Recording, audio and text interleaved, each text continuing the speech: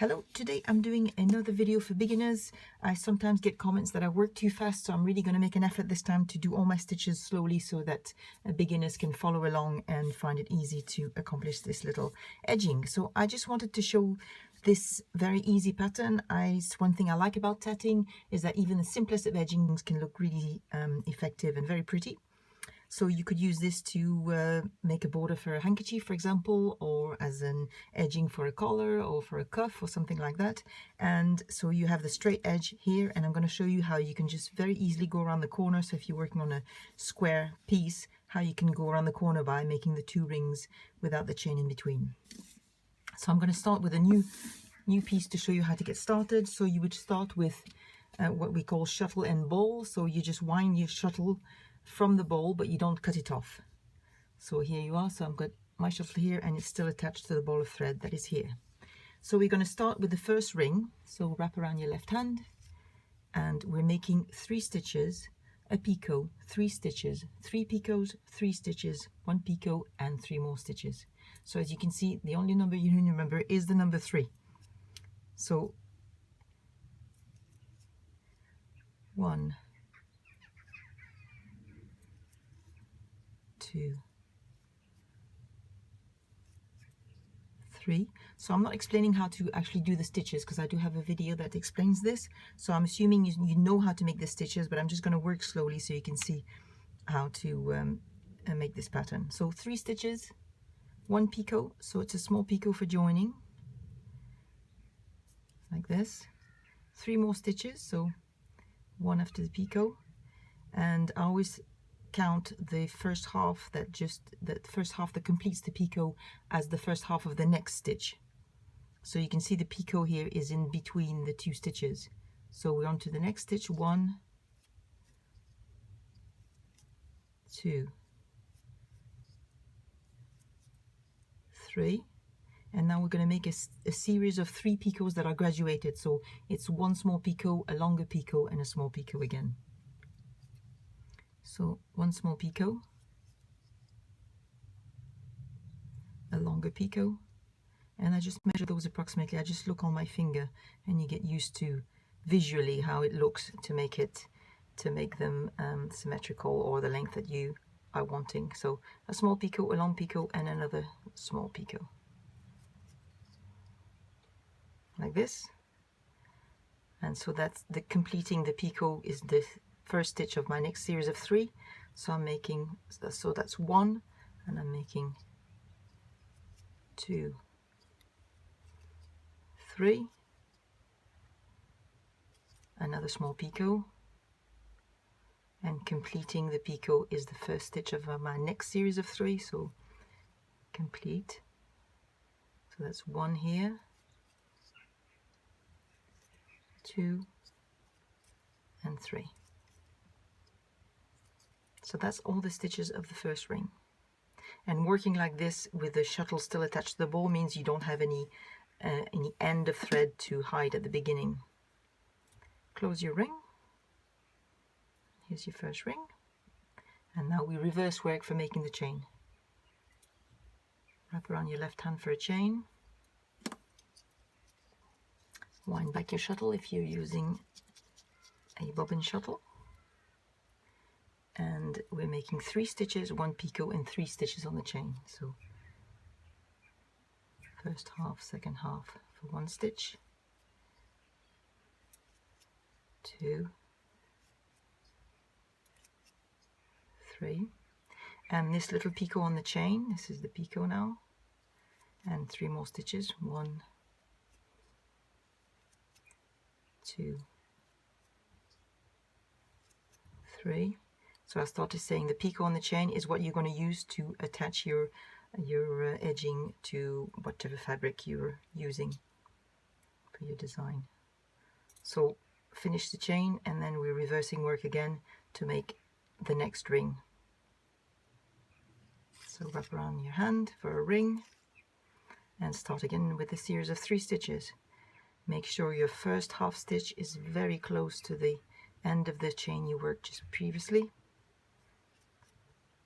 1 stitch, 2, 3. Don't know if you can hear all the birds in the garden. They're sounding very noisy this afternoon. Join to the previous ring.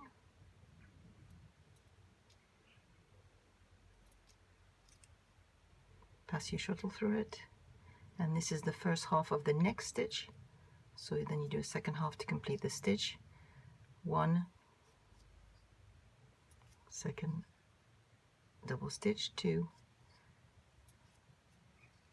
3. And now we're making the graduated picots again. A small one, a longer one, and a small one, like this.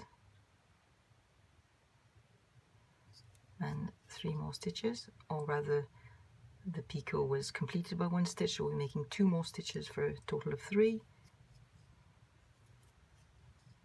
3, a picot, and 3 stitches, so that's 1,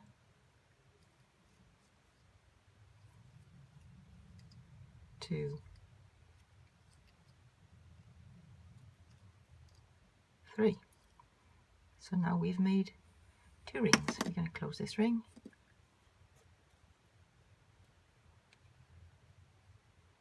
And basically that's it. We'll reverse and make the next chain, and then I'll show you how to make the corner. So reverse work, wrap for a chain,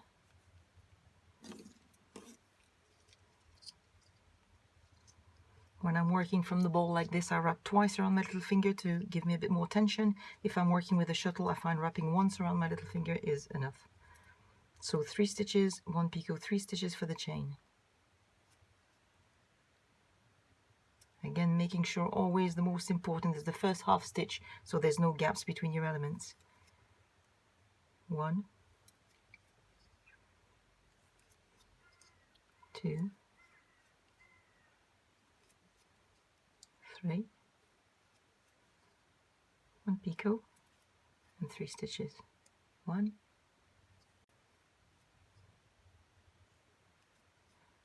2,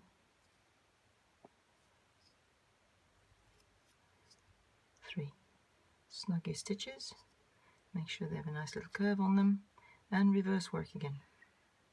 So basically that's it. As you can see, very, very simple to make a nice little edging. For a beginner, it's easy to work, it's easy to remember, so you can carry that in your pocket. Any spare moment, you can do a little bit of tatting. And now I'm going to show you, so if you're getting to the corner and you want to turn the corner, so if you're having a square piece of fabric that you want to edge, here's how you would make the corner. So you're at the ring, so we're going to do 1 ring again.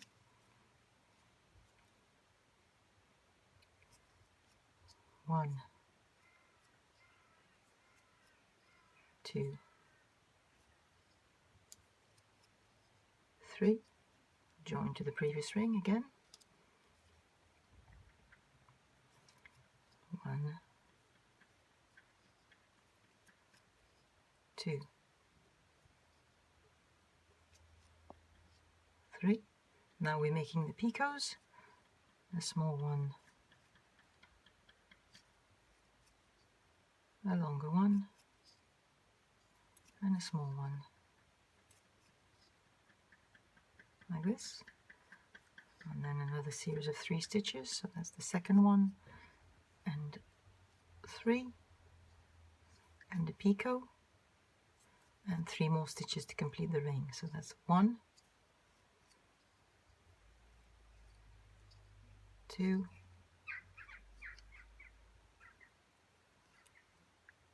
3,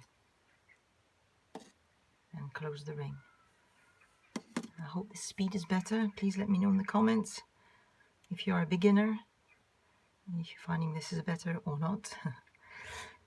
So we're at the corner, so we made the first ring. So to turn the corner, instead of making a chain after the ring, we're going to make another ring straight away. So you don't reverse work, and you just wrap again for another ring. And 3 stitches.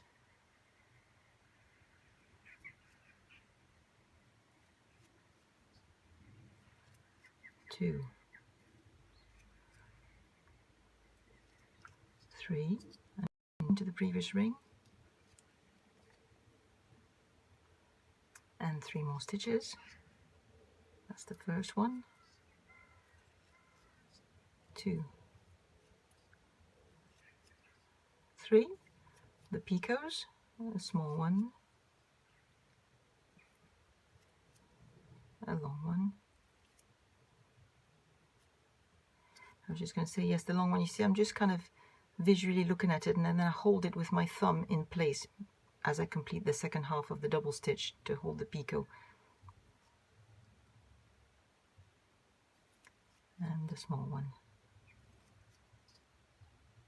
It's not quite as long as the others I've made, but that's okay.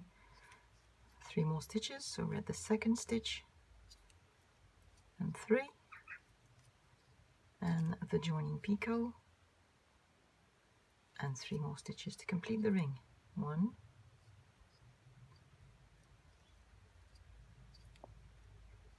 2, and 3, like this, and close the ring.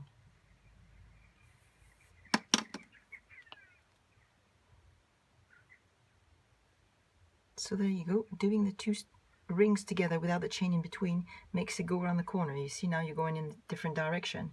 So now you reverse work and make the next chain.